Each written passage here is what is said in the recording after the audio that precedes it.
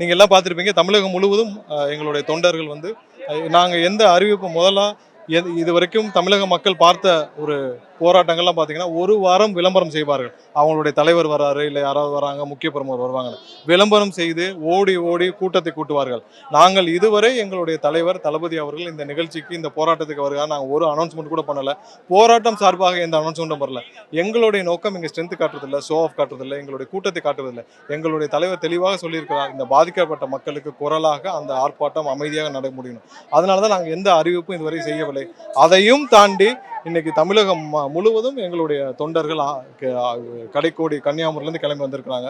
எவ்வளோ பேர் எங்களால் கணக்கிட முடியலை. ஆனால் அவர்கள் ஆங்காங்கே தடுத்து நிறுத்தப்பட்டார்கள்.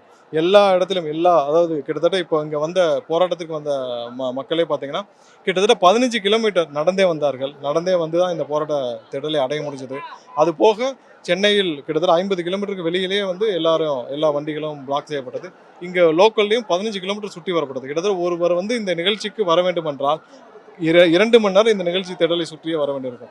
ஒரு அறிவிக்கப்படாத எமர்ஜென்சி தமிழக வெற்றி கழகத்தின் நிர்வாகிகள் மீது மட்டும் இருக்கிறது தான் நாங்கள் இங்கே அறிவிக்கணும்னு நினைக்கிறோம்.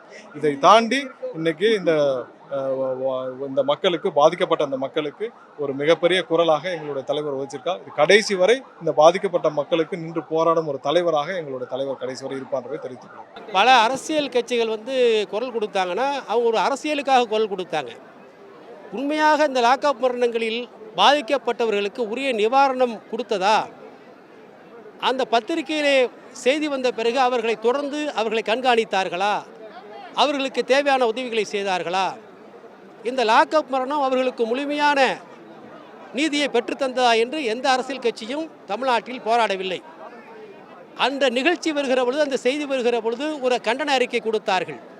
ஆனால் இன்றைக்கு பாதிக்கப்பட்ட 31 பேர் தலைவர் விஜய் அவர்கள் தலைமையில் மேடை ஏறி இன்றைக்கு அவர்களுடைய மனக்குமுறலை சொல்லியிருக்கிறார்கள்.